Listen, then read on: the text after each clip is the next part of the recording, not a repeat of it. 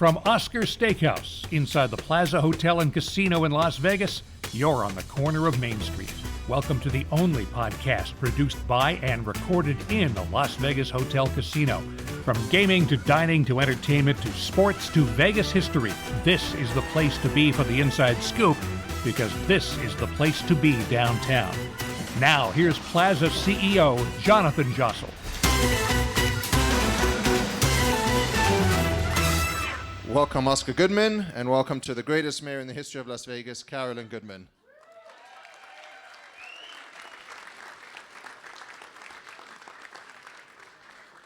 By show of hands, has anyone never been to a dinner series before? Okay, we got a lot of new faces in here tonight. Les, take a seat, please. You're blocking traffic.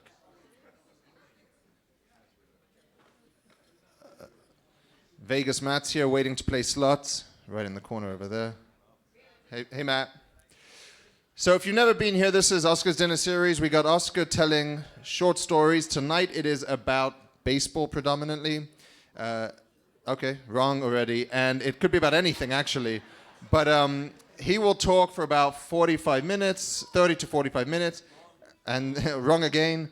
And then we will do a Q&A. You can ask anything you want about anything you want. It doesn't have to be about his talk. You can ask him anything you want. What we do ask is please don't talk while he's talking, because he will go mad, and that does never end well for us. So please, no talking while he's talking. I see, where is Amy? Where's Amy and Matt? Amy from Misbehavin', our new partner in the show. Welcome, Amy. Good to have you. Thank you for being here. It's a little different doing this in summer, so we got a lot of new faces here, so thank you all for being here tonight. It's also a historic night. The Mirage is closing forever, so a lot of history here in Vegas, but you will find more history from Oscar Goodman, who I will turn over to shortly. And of course, speaking about mayors, Shelley Berkeley's here tonight, potential mayor. Thank you for being here, Shelley. And enjoy your night, have fun, and welcome to Oscar's Dinner Series. Oscar Goodman. Thank you. Thank you, Johnny. A lot of friends. Got a lot of friends here tonight, and I thank you all for coming. It's an amazing thing. We've got to figure this one out. Apparently, they put this up on the internet as to when the speech is going to be or the talk is going to be, and within 2 minutes it sells out. And Jonathan and myself have made more enemies on tonight's talk, and I don't understand why. It's not even a good one. But at least my friend Vince Alberta, Vince, don't laugh. We have a special rule here, and the rule is that if anybody speaks, well,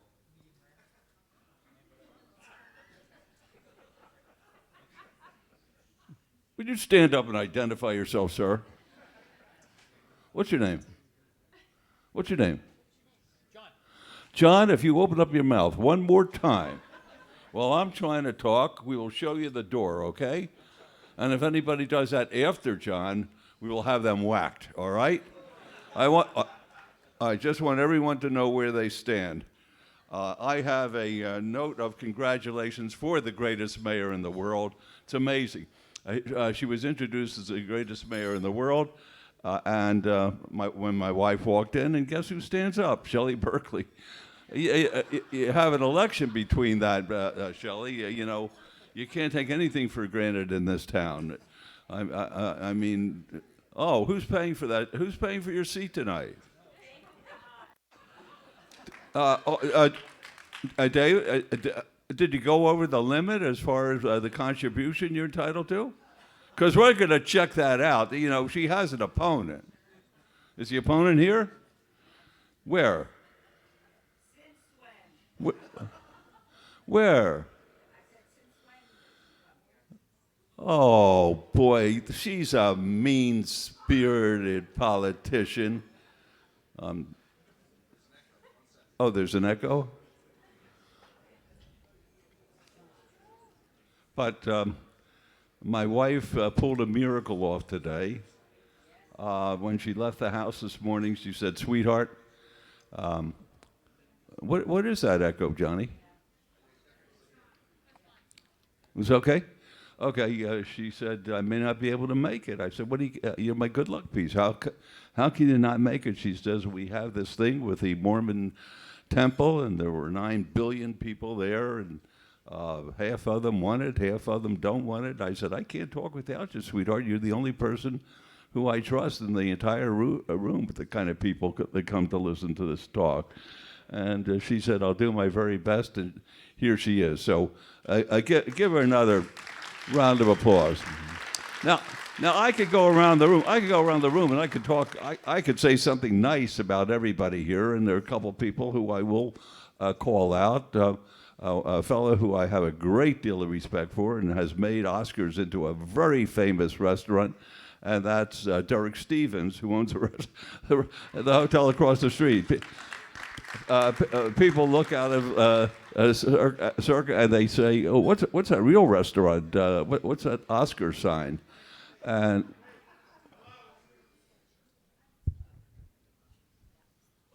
what happened? What happened?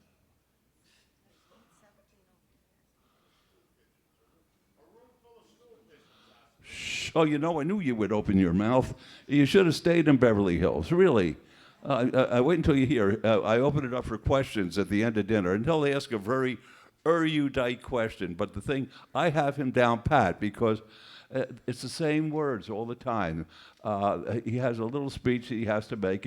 He's going to try to impress everybody in the room here with his command of the language, so to speak. And here he is. He's interrupting me right off the bat before I have a chance to open my mouth.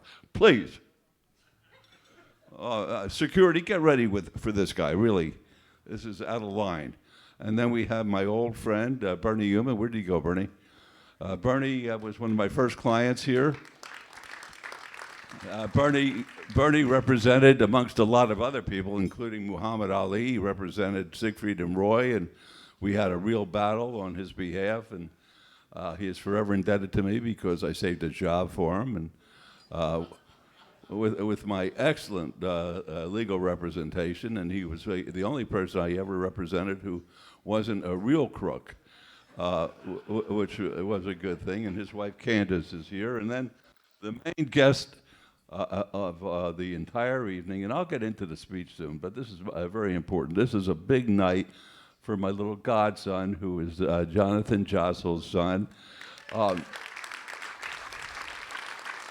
Stand up. Stand up, Labe. This is Noah, and we call him Labe Ephraim, which means lion. And he's been such a good boy. We had 2 television interviews tonight, and he was just perfect, very well behaved. And I said, "Do you like baseball?" He said, "Absolutely not."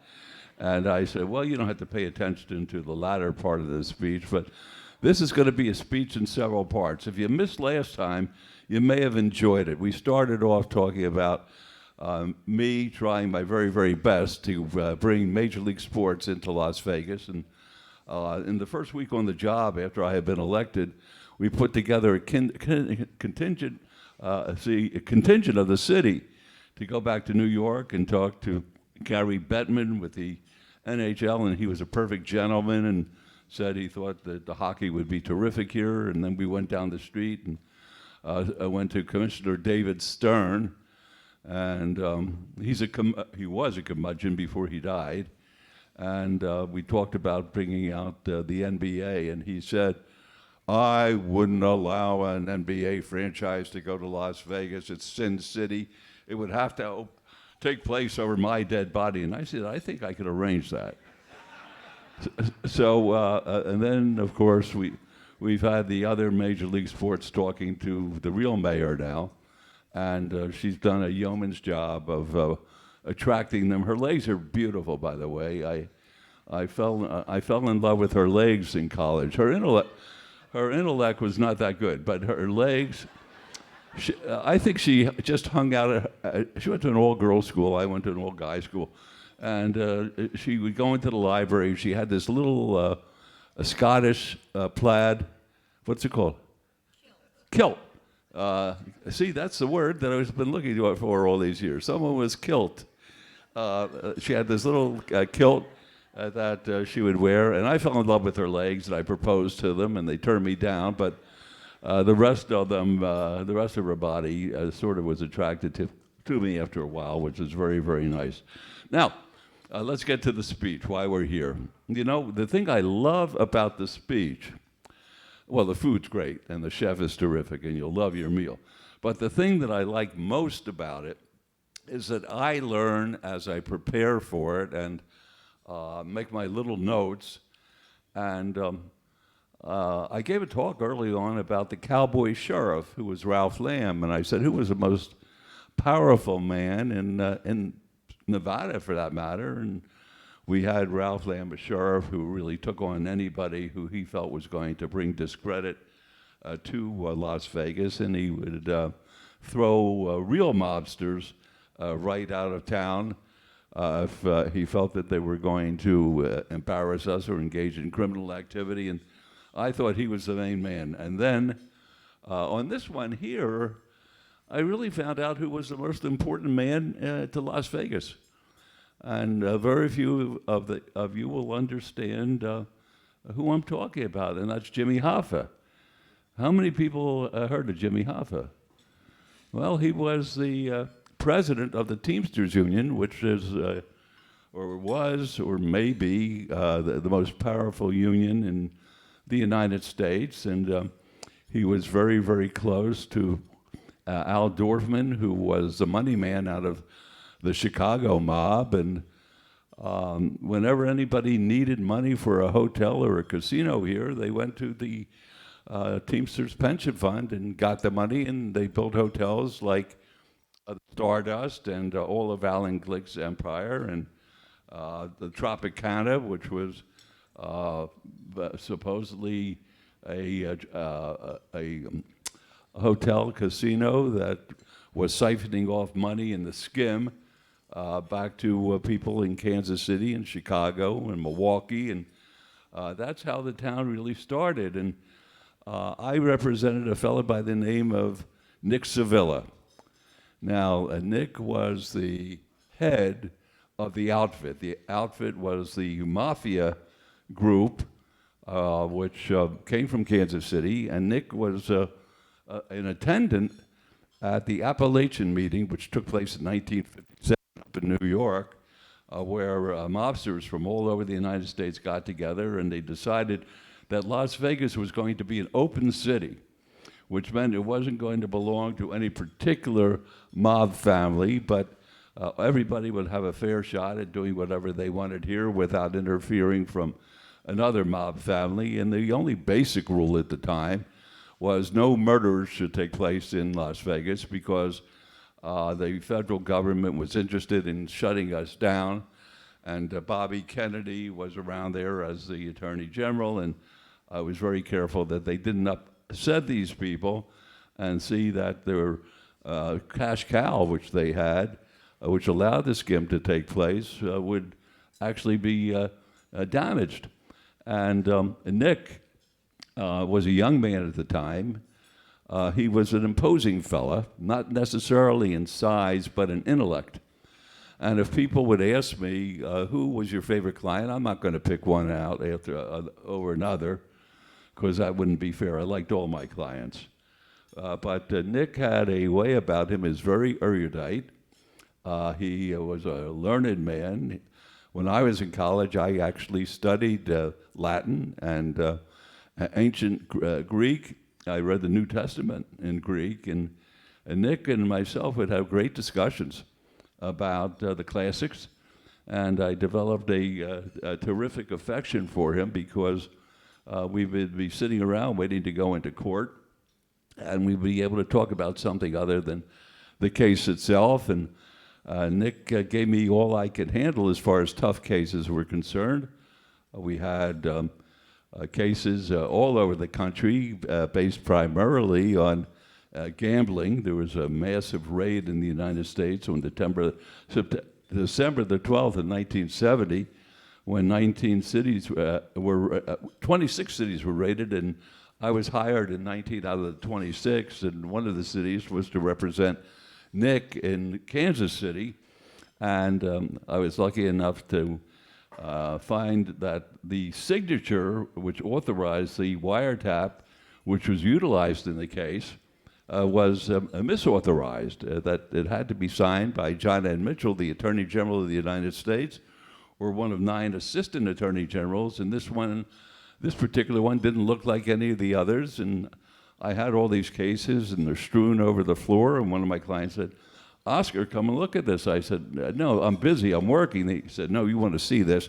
I said, "Please don't bother me, I'm working." And he said, "You want to see this?" So I looked down, and it had the signature of Will Wilson. Will Wilson was the Assistant Attorney General in charge of the criminal division, and one Will Wilson signature didn't look like another. And I said, "Okay, you may have something here." And I noted John Mitchell for his deposition. John Mitchell was the Attorney General of the United States, a pompous Attorney General. The only good thing that I could think about him, he was married to a woman by the name of Martha who used to torture him. She was a misanthrope, he was a misanthrope, and the two of them got up in the morning, they hated each other, and he was getting his, and she was getting hers, and it made me feel good. And he would sit there, and he says, "You're going to regret this, counselor." And I said, "I don't think I'm going to regret it."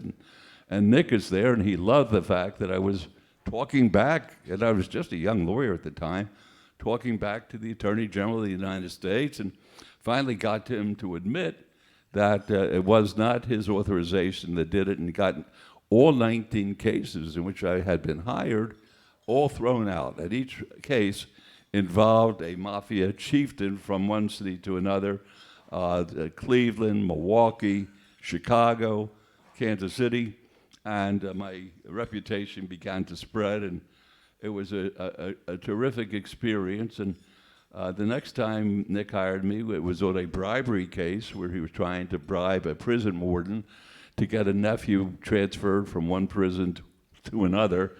And we had a horrible judge who was sitting in judgment, and the judge really, I'm not sure who he disliked more. He may have disliked me more or Nick more, but it was clear there was an awful lot of animus coming from the top of the room back to Nick and myself, and he starts screaming at us. And you know, the written word really can't be appreciated when you're evaluating something for an appellate purpose. And that's all that most people ever have. They have a written transcript of what was said, and this judge's face is red, and there's spit running down his lip. And I thought of something that I had learned in law school. I remembered it all those years later. It was called a bystander's bill. And what you do is you look out into the jury, and you see somebody, don't know them at all. Usually I'm trying a case outside of town, and I would point to this young man here, and he'd be sitting as a person watching the trial, and I'd say, "Sir, I'm going to ask you a question. You don't have to give me your name, but you don't know me, do you?" And he said, "No." And I said, "You don't know my client, right?" "No." "You're here because you're interested in seeing the case, correct?" I said, "You see the judge?" And the judge is looking at me with hatred. I said, "Describe on the record what you see." And he was the bystander, and he said, "The judge's face is red." And then with that, the judge became apoplectic. I know you're not too smart, people, but it means the judge became very, very upset. And then I said, "What else do you see?" He said, I see spit coming out of his mouth and drooling down his cheek.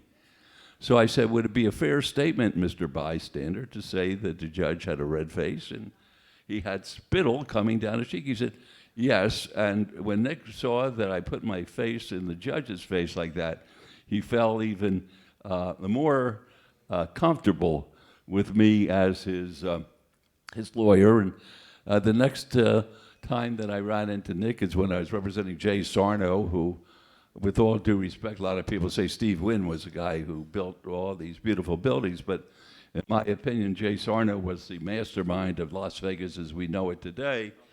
And he's the one he had all these gorgeous theme type hotels, and he he was approached by Anthony Spilaccio, one of my clients, and Spilaccio wanted to lease the gift shop over at Circus, which Jay had owned, and Jay leased it to him for $70,000. The Gaming Control Board, that I have no respect for, and the Gaming Commission, which I have less respect for, they went to Sarno and they said, get rid of this guy Spilaccio, he's a bad dude. Well, Tony never bothered anybody when he first came to town. And Jay, as my client, called me up. He said, what shall I do with this fella? Because Spilaccio came with a reputation. He had a jacket. He brought the jacket with him from Chicago as being a very, very tough guy and a bad guy from back there. And I said, well, I'll tell you something, Jay. If you allow him to remain on the premises, they could take your license. And that could be a bad proposition. He said, what should I do? And he said, let me call. And he called back to Nick Sevilla, who was sitting with Jimmy Hoffa, and they were talking about loans coming to Las Vegas. And Hoffa said to Jay, whatever Oscar wants, let that happen. So I said to Jay, I hate to tell you this, Jay, but I think you should let him go. He said, well, what shall I do? And I said, well, have a fair price, and you buy him out. Well, the $70,000 turned into $700,000 overnight.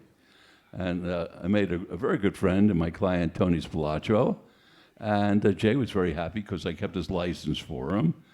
And life went on. And then Jay came to me one day, and these are all true stories. A little bit of hyperbole, but not that much. And he said, how would you like to own a casino? And I said, sounds good to me. I said, which one do you have in mind? He said, how about the Bingo Palace? And I said, they already have an owner. He says, no, you could be the owner of the Bingo Palace. All you have to do is get licensed. And I said, what do you have to do to get licensed? He said, well, you have to turn over your books and your records to the Gaming Authority. I said, I can't do that. I'm a criminal lawyer. I represent important people. And I'm not going to turn over my financial dealings with them. And he said, well, this is your chance. And one of the fellows in my law office said, hey, could I do it? And I said, you want to do it? You do it. So I called him up and I said, so-and-so in my office would like to do it. And he did it. And he made himself a couple $1 million from it. But Nick had followed that, and he appreciated the fact that I was protecting my clients. And we became almost simpatico with one another. We had a lot of respect. I had respect for the fact that he was feared by his colleagues, and he had a respect that I had half a brain, and would go to the mat for my clients, and we worked it out to everybody's satisfaction. And he came to me and he said, look, he said, I know you didn't want to get involved with the Bingo Palace, but I feel very indebted to you. I said, look, Nick, you pay me good money. You don't have to feel indebted to me. I'm doing everything I love to do. I'm representing fellas like you who I really like, and the cases are a first impression. Nobody in the country has tried any of them yet because they're all under new statutes. You don't have to give me anything. He said, I'm going to treat you and your family, knowing that I was from Philadelphia, to the World Series in 1980 between the Kansas City Royals and the Philadelphia Phillies. I said, well, I can't think I like anything better than that. And he handed me 6 tickets for my 4 children, 2 for my wife and myself. And we went off to Kansas City, and we went to McCarran. And I said, look, kids, look over there. Guess who's there? And my kids were almost like my little godson here. He said, who are you looking at? And I said, that's Tommy LaSorda.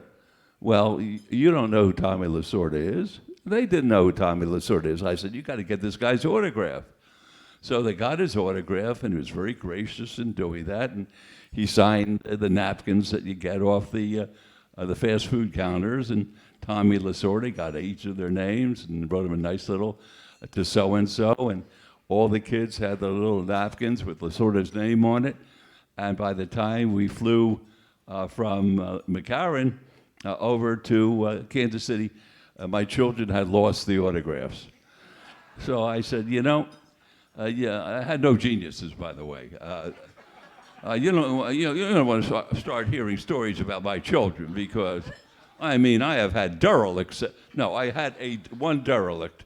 The rest were all right, but there was one derelict, and he's a judge now, by the way, which actually fits in with most of the judges. Most are not my favorite people, and I said, get his autograph, and we landed in Kansas City. I guess they closed all the stores at the airport about 9 o'clock at night, and we got in, and there weren't any cabs, and there was this big burly guy waiting there. I said, hi, can I do you any good? And he said, well, I'm looking for Oscar Goodman. And I said, I'm Oscar. He says, my name is T. Tamburella. And I know that Pete was a capo for Nick Sevilla, and Nick has sent his limo to pick you up and drive you to your hotel.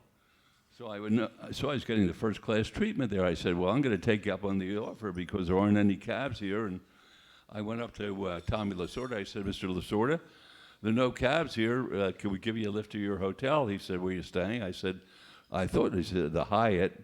And he says, oh, I'm staying at the hotel right across the street. That's the hotel you'll remember in 1980 where the balcony caved in right about the time of the World Series, and he was staying at that hotel. I said, why don't you join us?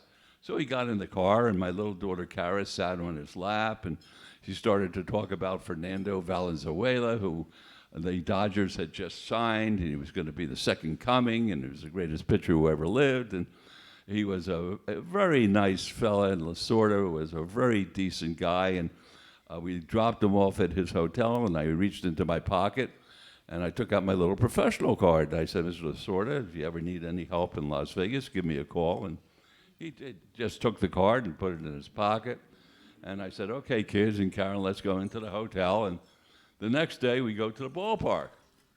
And I got the seats, and the seats were on the front row, right behind home plate. You couldn't get a better seat in the history of the world.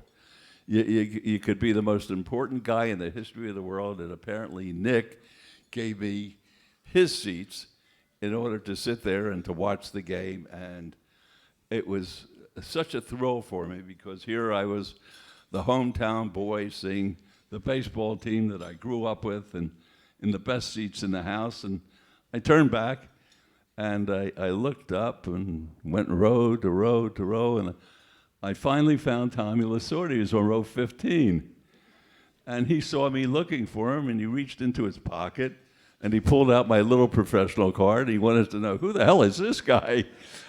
And from that point on, we became fast friends and really had a terrific time at the World Series, except, my derelict son told me that it was Mike Schmidt, the third baseman for the Phillies, who would not sign any autographs. I seem to remember that it may have been somebody else there, but we'll leave it with Schmidt. And LaSorda and myself didn't see each other, but my wife remembered that we had a bit of a friendship with the guy, even though it was a short-lived one. She founded the Meadows School here. How many people ever heard of the Meadows School? Well, the Meadows School was the first nonprofit, non-denominational private school founded in Las Vegas. And she did it with the help of the mob because, well, she doesn't like to hear that, but where am I going to get the money from? The Catholic diocese? She says that the Howard Hughes Corporation, well, the dumbest guy in town was Mark Fine, because Mark Fine, who was a developer, he had all this property out at Green Valley, and she went to him and she said, you put the Meadows School out there, all the nice people in Las Vegas who want to send their children to fine schools will move out there. You'll be able to sell sell homes to them. And he said, no, you got to pay for it. Well, the Howard Hughes people said, we'll give you the land out in Summerlin, and She shepherded that school without any kind of proprietary interest in it, with no salary. And she said, I need about $600,000.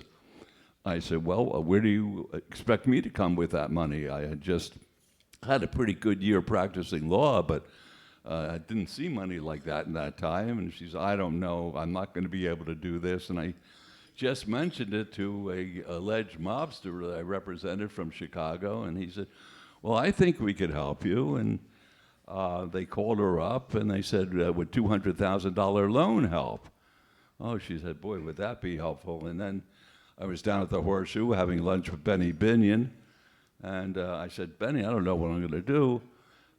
Carolyn needs help to get this Meadows school started. And he said, well, I'll talk to my son Jack, and they put together $200,000. And I said, my wife's an honorable person. I'm sure she'll pay you back. And then another fella from Chicago, Philly Goodman, right?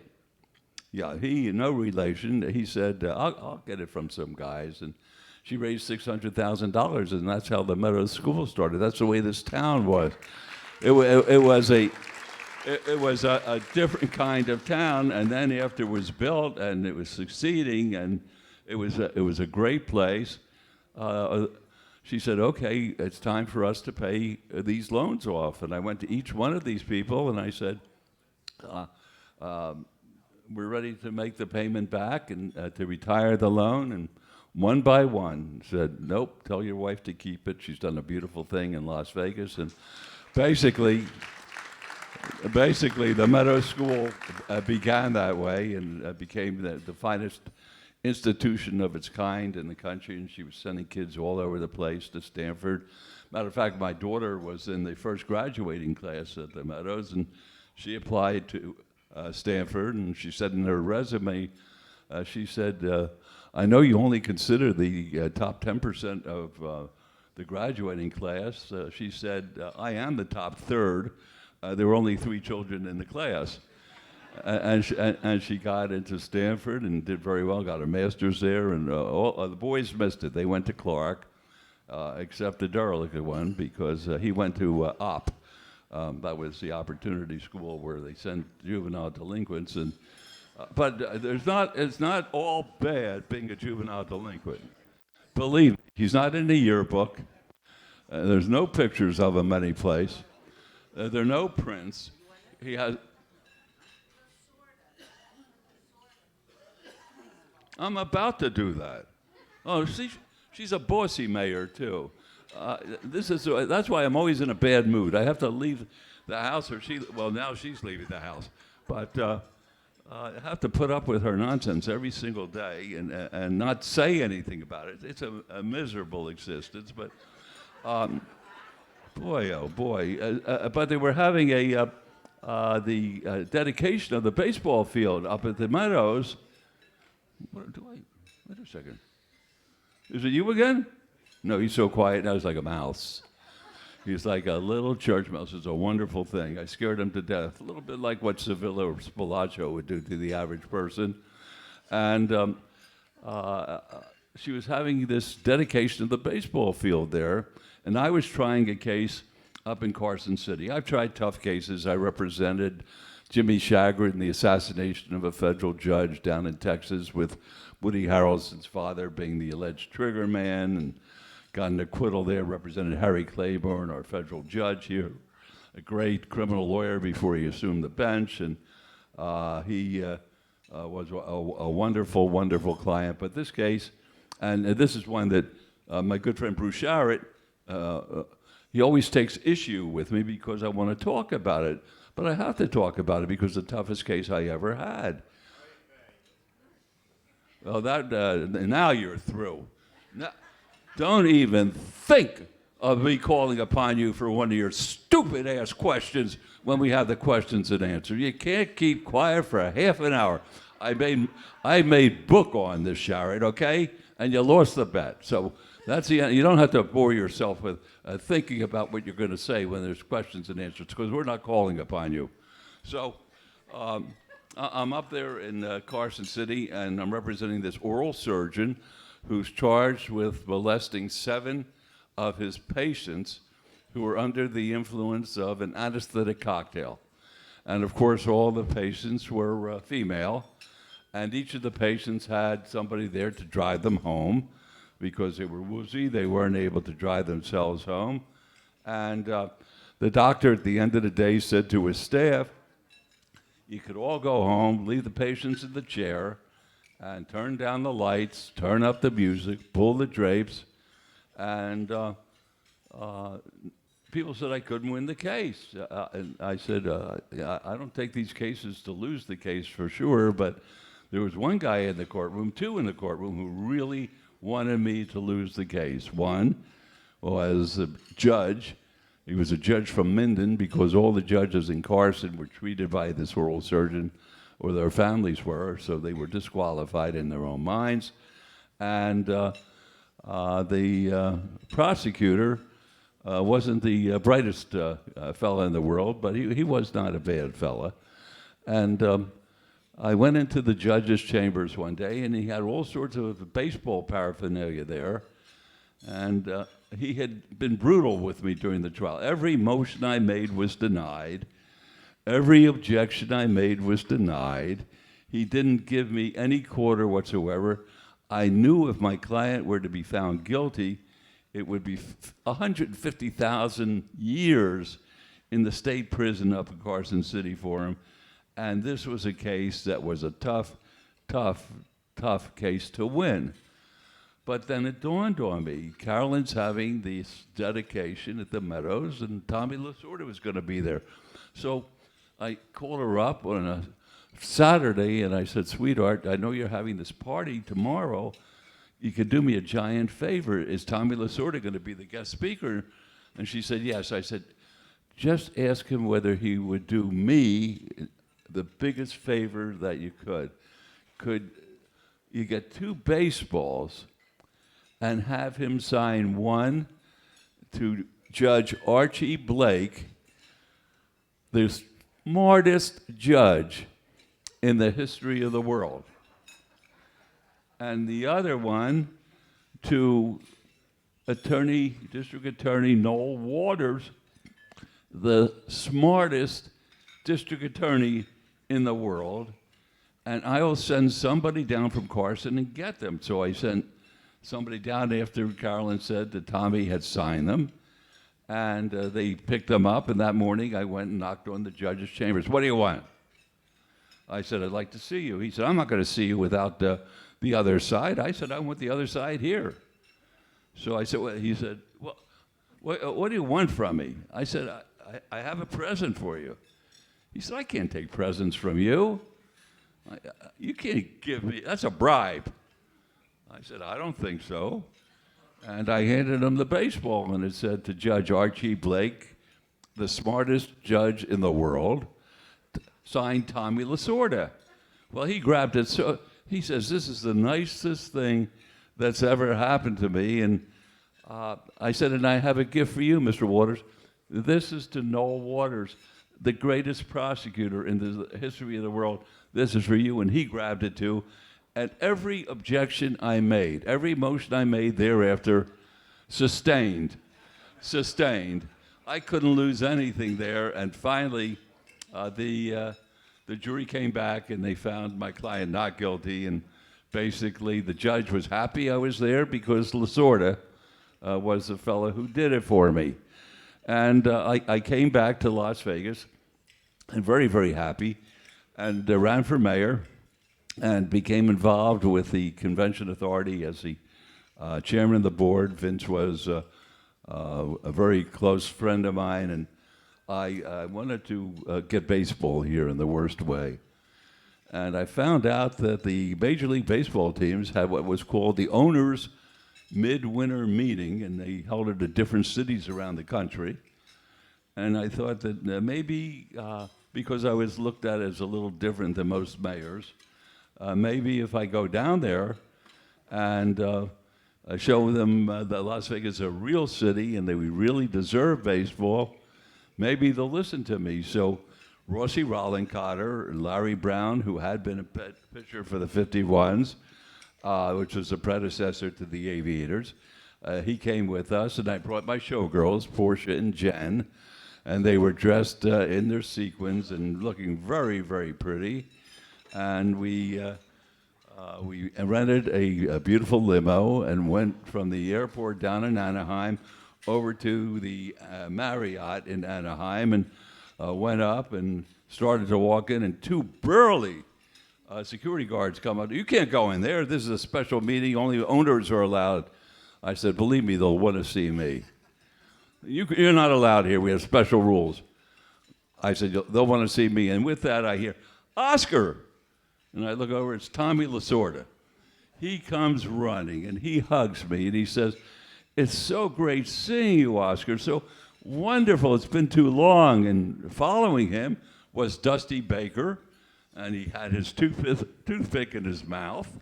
And he saw Portia. He liked Portia. He favored her. And he had met her during the big league weekend here, and he remembered her name, and he said, Portia, do you remember me? She had no idea what the guy was talking about. And he said, this is Oscar Goodman. He's the mayor. And then Ozzie Guillen, who was the manager of the White Sox at the time, he came up. Tony Perez, who was with Cincinnati, he came up. And I have all these ball players just surrounding us. And then the owner said, what's this guy? They said, oh, he's the mayor of Las Vegas. And they say, this is the coolest guy who ever lived. Why don't you invite him and let him have lunch with us? So I went in, and I thanked Tommy for saving me a trip there. We had a terrific lunch, and I get back to Las Vegas, and shortly thereafter, I have the Miami Marlins in my office with their ownership, and I have the Montreal Expos in my office with their ownership. They're all asking me questions about, is Las Vegas a great baseball town? And of course, we're a great town for everything. And I told them yes. And that was the beginning of Major League Baseball in Las Vegas, Nevada. That's it.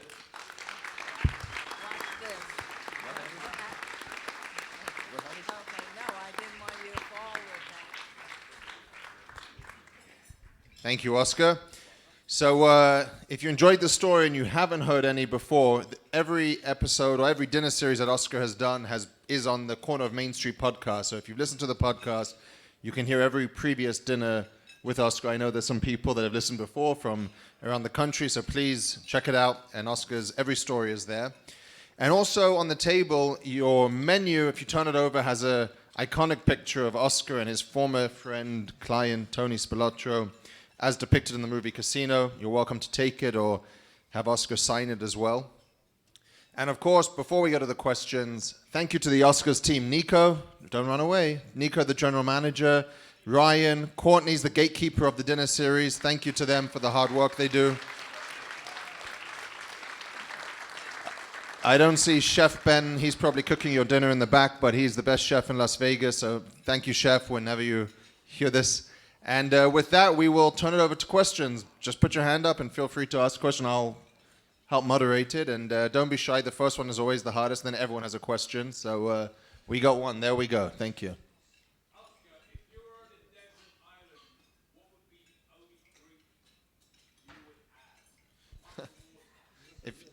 If you were on a desert island, what would be the drink you would take?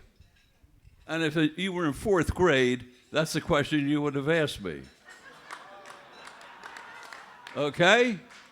Some bum sent his little fourth grader when I was reading to kids at school to ask me that question. And by the time I got home, having given them the honest answer, because I felt I was the George Washington of mayors, and told them I would like a bottle of Bombay Sapphire gin. And yeah, right. And they criticized me for saying that to a fourth grade class. It was the only honest answer I could give them. And the next day, I went to a luncheon that the RJ, which is a stinking newspaper and hasn't changed one bit in all the years that I've been here or it's been here, they had the whole story in the stinking newspaper, Katz. Katz works for him. It's all right. He doesn't even use his real name most of the time. It just says Katz. And what's the stupid thing he says at the end of his column? What do you say at the end of your column? Oh, no, his feelings are hurt. The cool thing, what do you say? Oh, jeez, no one knows what it meant anyhow. Wait, I'm not through. It's all right. But I went to this luncheon that was raising money for literacy for children.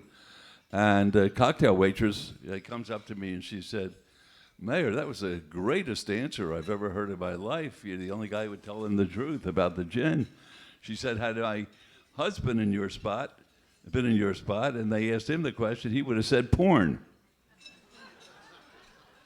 So it was a stupid question. You know, we have an award that we give out for stupid questions. Who was the guy? Oh, yeah, it's a Shannon Award. It's a Shannon Award. Is Shannon here tonight? No, she's scared to come back. She never came back. But it's for the dumbest question that's ever been asked for that night. Where is this guy? Who asked it? Don't worry. Let's go. Keep going. Oh, you're a moron. All right, we got Amy from Misbehaving, our new show partner. If you like shows, the best show coming to downtown Las Vegas, October 1, Misbehaving Amy. What's the question, Amy?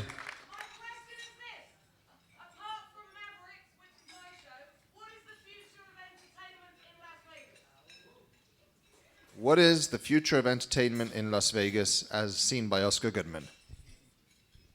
Oh, is that the lady with the stupid hat? Yeah. You know, be nice. If you keep on wearing that hat, you will not be. Have you opened up your rack yet?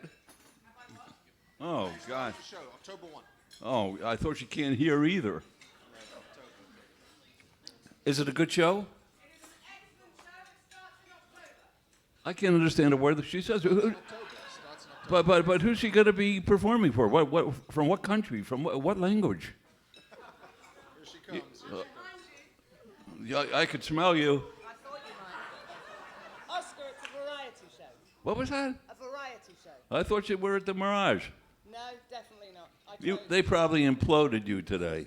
They did. Okay. And what's your show about? Variety entertainment. Just good old-fashioned entertainment. Oh, boy, it's going to stink. What's the future of entertainment in Las Vegas? The future, with you here? We're going to go to Atlantic City. Come on. Terrible. Trying to sell her show during my show. You gotta try. Jesus. Anybody else? The question is, Was there a question? what's the future of entertainment in Las Vegas?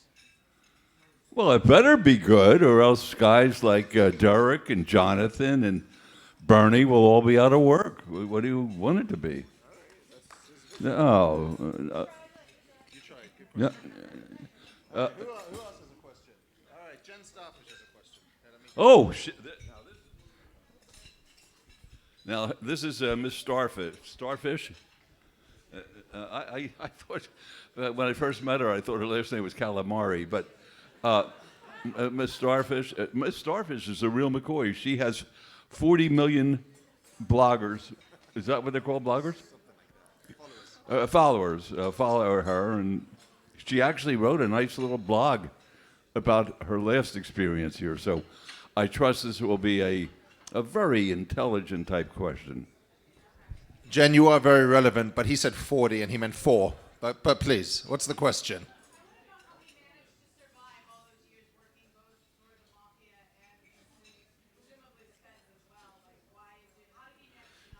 I think she just called you a rat. How did you survive all those years working for both the mob and the FBI? You know, me working for the FBI, I used to give them a little bit of credit. I said the only reason no one would ever hurt me is I had FBI agents following me around all the time. But my clients needed me. I was the only person who stood in the way of their going to prison for life, or the electric chair, or the gas chamber, because none of these prosecutors ever offered me any kind of deal on behalf of my clients. Could you imagine me going to Tony Spilaccio and saying, Tone, I just spoke to the prosecutor, which I never did. I never liked any prosecutor either. But can you imagine me going to the prosecutor and saying, what kind of deal can we make? And the prosecutor would say, and I'd go back to Tony, I said, they came with an offer. You can either do the electric chair or the gas chamber. Now, I don't think I could have paid him or he paid me if I gave him that kind of answer. I had to try every single case I had. So I never had a problem. My clients needed me more than I needed them, and I need my wife more than she needs me. And the derelict son needs all of you to vote for him next time. All right, we got a question over here.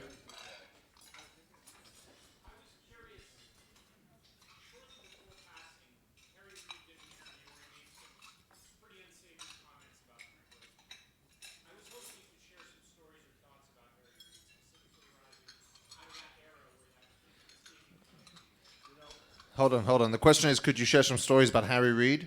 What did he say about, you said Frank Rosenthal? That's okay. Shortly before passing, Harry Reid did an interview where he made some unsavory comments about Frank Rosenthal 1,000 years ago. Okay. I was wondering if you could share some stories about Harry Reid, your thoughts on Harry Reid. Harry Reid made some unsavory comments about Frank Rosenthal 100 years later. Any thoughts or stories you'd like to share about Harry Reid? This should be great. You know, my mother, may her soul rest in peace, said, unless you have something nice to say about somebody, don't say anything at all. Next. All right, Matt, Vegas Matt.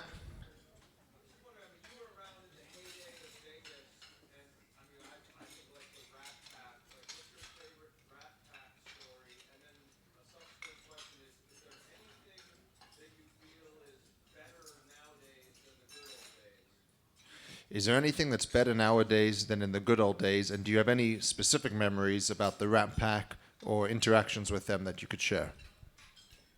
The only interaction I had really was an interesting one with Sammy Davis Jr. He was trying to buy a motel out on Tropicana. And it was a time when Las Vegas was considered to be the Mississippi of the West.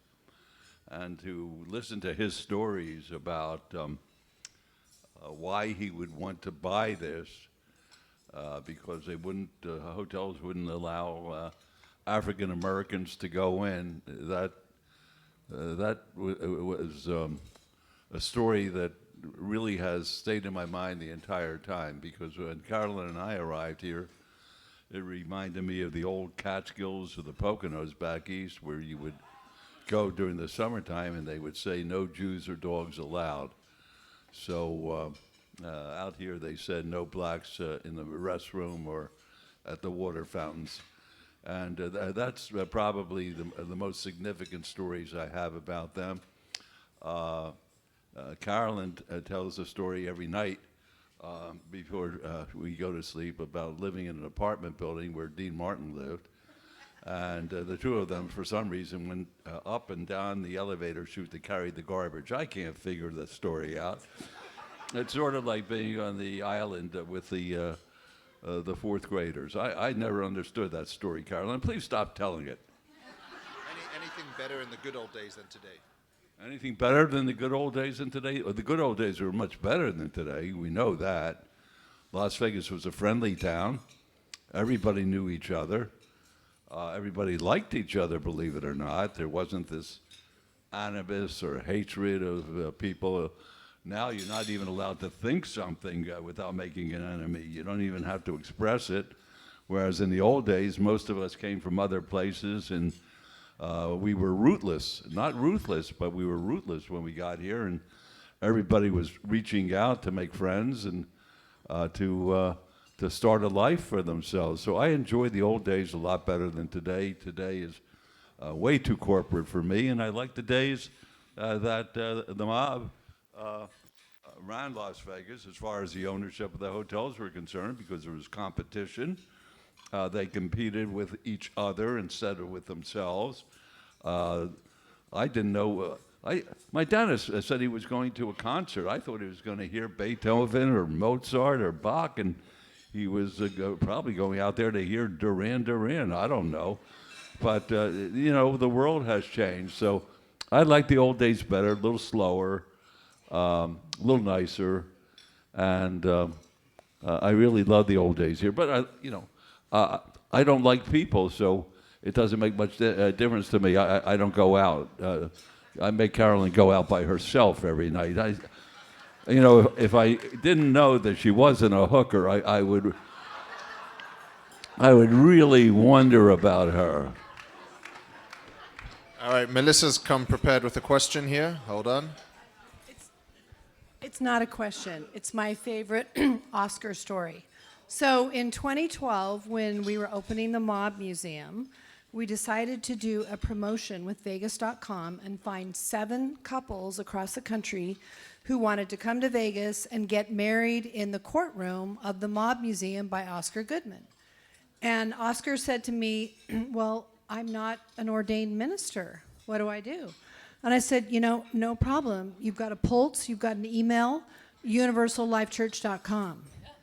So, universallifechurch.com, I registered Oscar as an ordained minister. Can you imagine that? And they were so titillated that they put out a press release. And I just have to read the first sentence or two. Former Las Vegas mayor and notorious lawyer for the old mob, Oscar B. Goodman, has repented and seen the light. The Spirit has compelled him to get ordained with the monastery and begin his new heavenly career as a Universal Life Church wedding minister.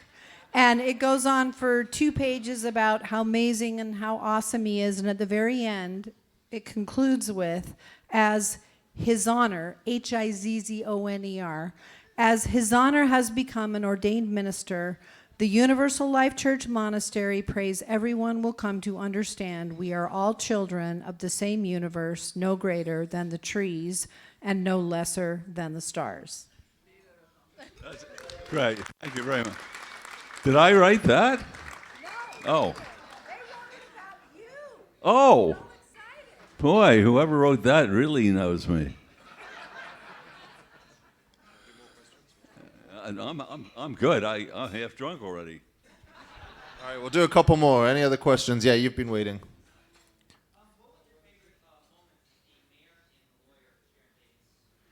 What was your favorite moment of being mayor and your favorite moment of being a lawyer here in Las Vegas? Well, I'm going to tell you the honest to God's truth. I've never had a bad day.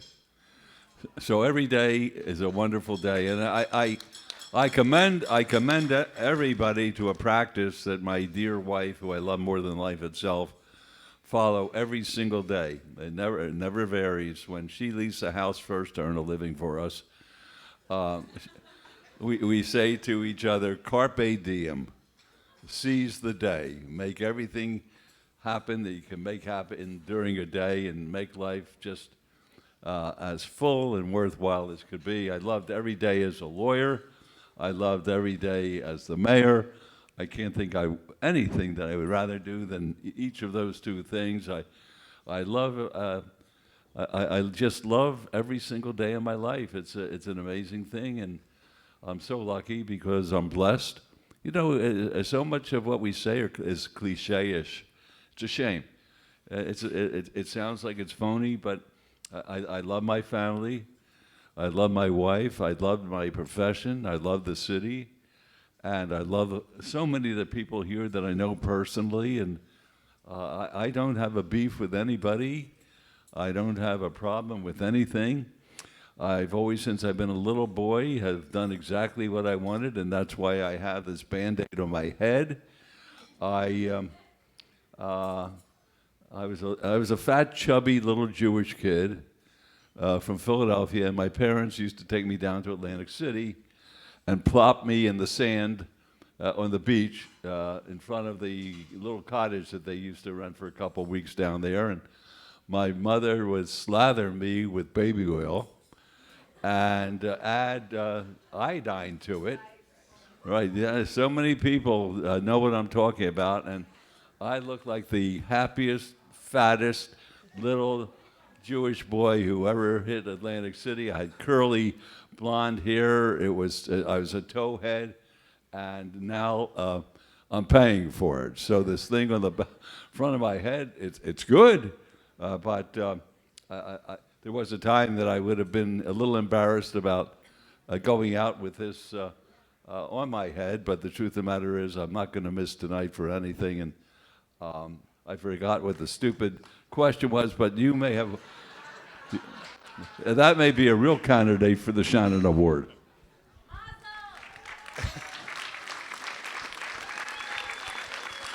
Yeah, I'm not sure that answered your question at all, but at least if you were wondering what it is, you now know.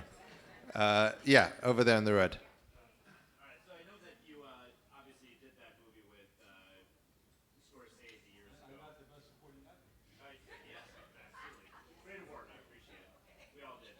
So if you were going to do another movie involving Las Vegas, involving yourself, what era would it be about, and what would be the subject matter?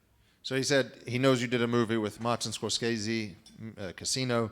If you were going to make a movie today, what would it be about, and what genre of Las Vegas, or what era of Las Vegas would it focus on if you could do it today? Well, I'm not going to share my secrets with you, but that was a very interesting movie because Nick Pileggi took a slice, a very narrow slice of life in Las Vegas and made it into, I think, a classic film. And if I were ever to do something like that, I would like to have that same kind of message get across that Las Vegas was a very, very special place which could never be replicated, could never be duplicated, and that's the kind of movie, if I got involved with one, I'd like to see. Yeah, it wasn't a good question, but it was a good answer. All right, and any last questions? Yep, last question.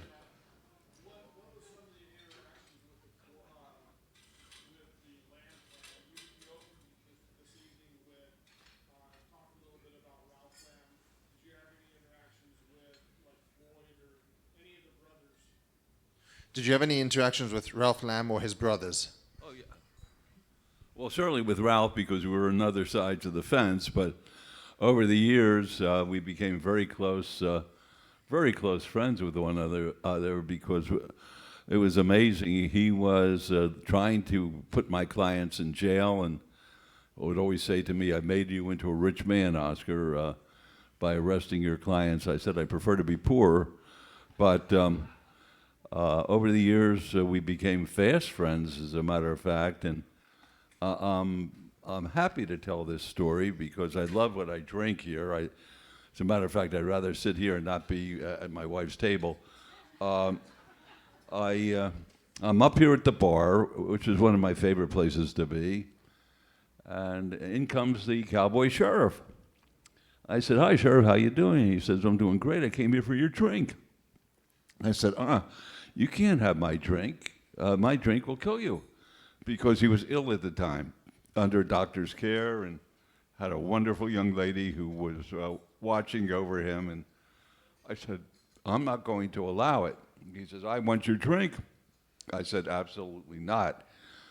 You're not going to have my drink. And went on talking to the people that I was with. And next thing I looked around, the poor sheriff was being taken out on a gurney, having had half of my Bombay Sapphire with the jalapeno in it. So all I could tell you is this: anybody who's ordered this tonight, or when you come back tomorrow night to order it, and for that matter, Friday night to order it, drink from here to here. I'm pointing to the middle of, boy, the glasses got smaller, Johnny. From here to here, and it is so smooth. You can learn something from this, Derek. You can learn how to pour a drink over there. Yeah, oh, I had one the other day. It wasn't that hot. No, it was a very small drink. It was for, I used to represent a midget around here. People get angry at me because I say I represent. He was a little person. What do you call a little person? You call him a midget. So I represented this little midget, and he knew where to get all the good drinks, and he would drink this drink with me. And you drink from the top, from the lip down to the middle, and it was mellow, Derek. I mean, really mellow. And then you drink from the middle to the bottom, and it must be the botanical. I think that's what they call those things that are in drinks, the jalapeno. And you lose all sense of feel in your fingers and in your toes. And I don't know why I'm telling you this story. I have, huh? Dinner's ready, everybody. Let's go for it.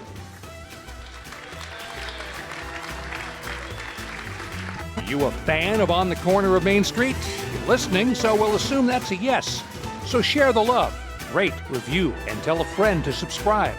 Also, follow us on Twitter and Instagram @PlazaPod, on Facebook, Plaza Podcast, and feel free to write to the man himself @Jonathan Jossel. We'll see you next time, right here on the corner of Main Street.